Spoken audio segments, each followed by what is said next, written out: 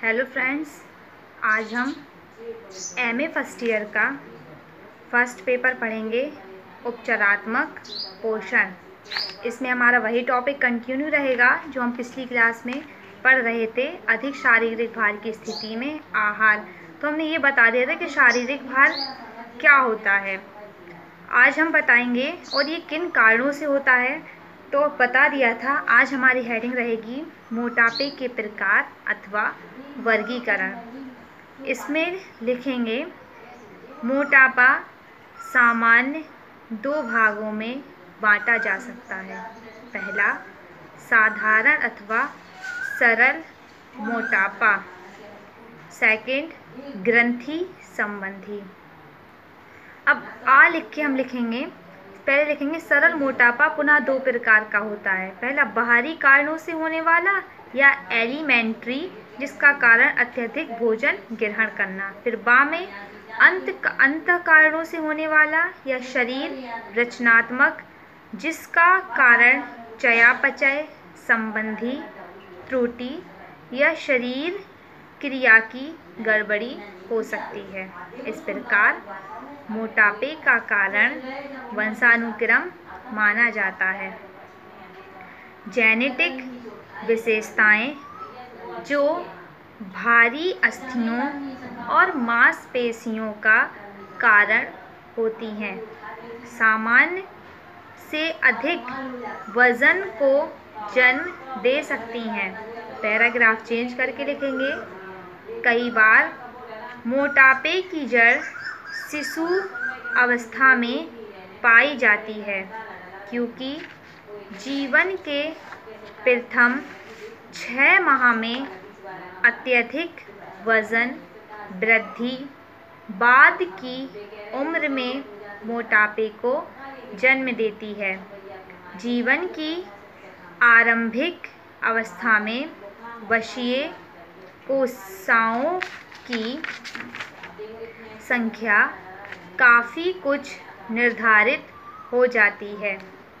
आयु बढ़ने के साथ वशीय ऊतकों की संख्या में वृद्धि कम होनी आरंभ होती है।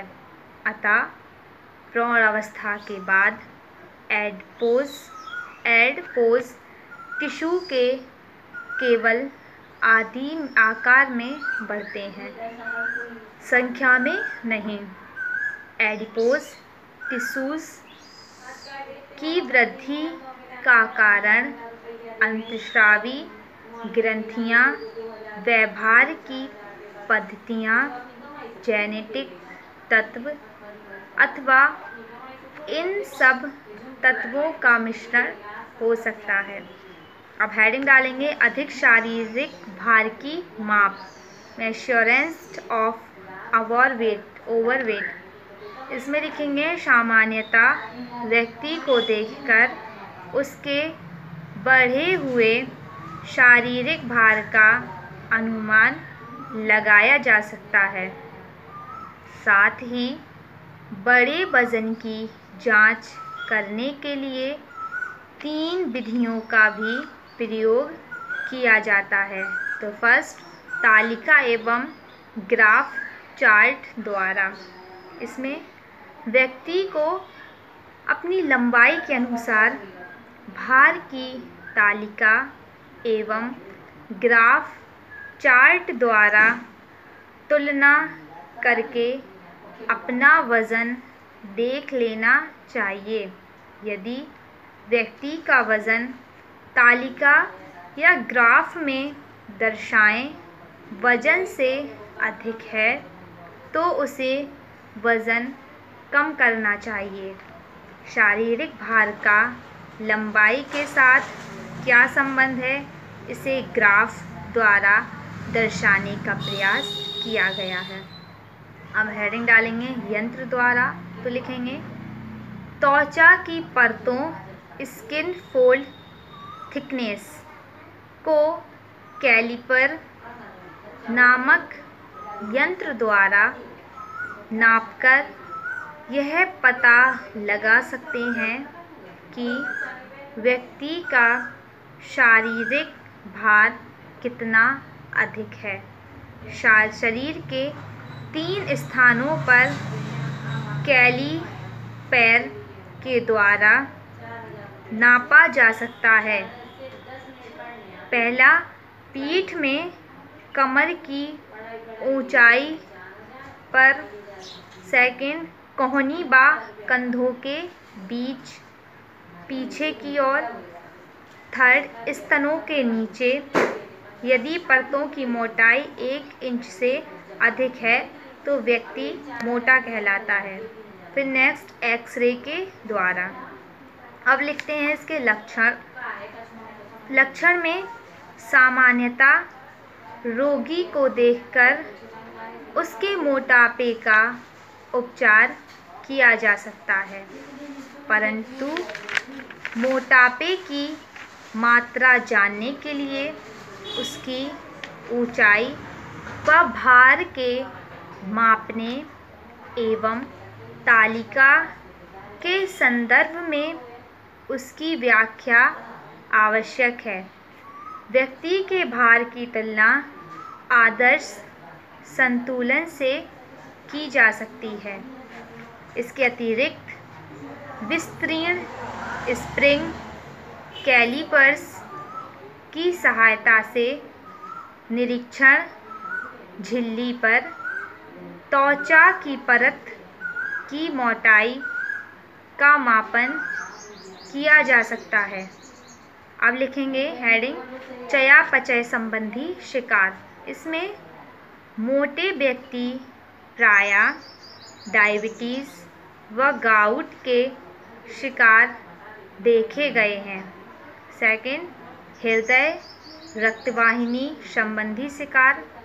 इसमें लिखेंगे मोटापे के कारण हृदय का कार्य बढ़ जाने से हृदय बड़ा हो जाता है और उच्च रक्तचाप व हृदय रोग की संभावना अधिक हो जाती है।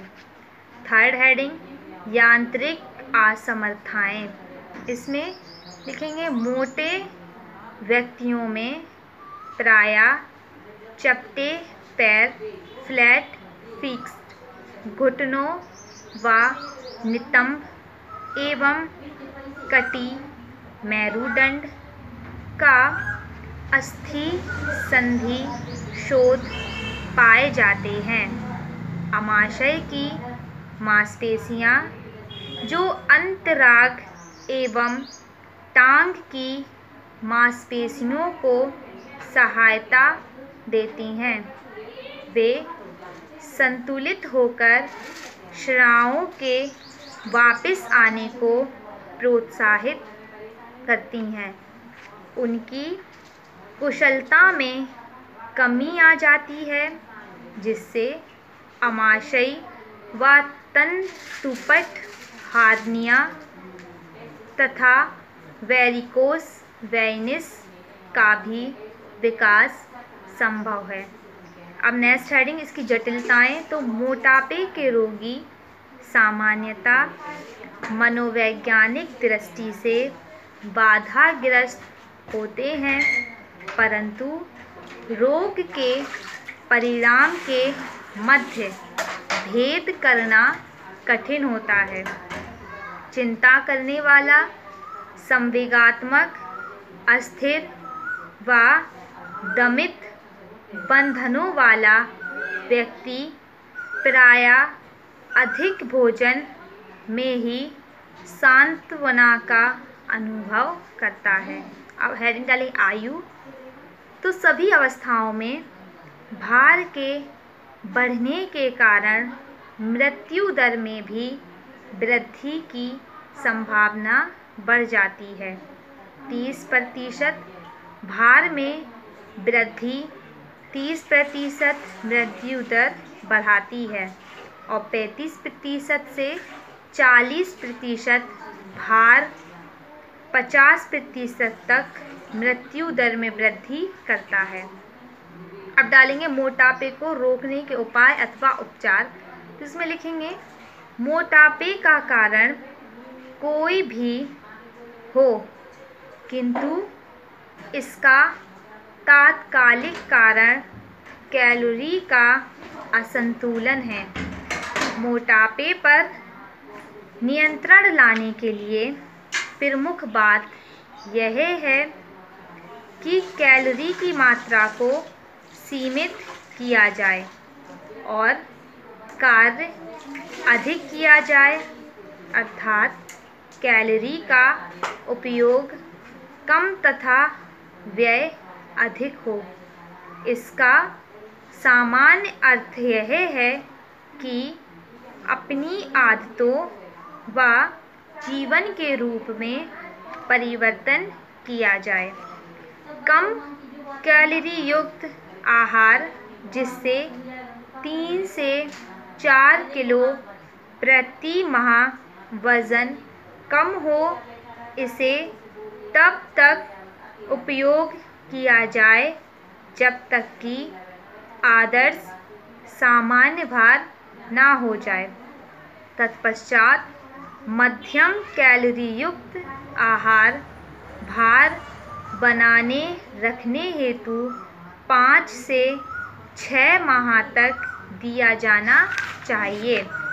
सामान्य कैलोरी युक्त आहार, जिसमें अधिक कैलोरी युक्त भोज्य पदार्थ रहते हैं किंतु उनकी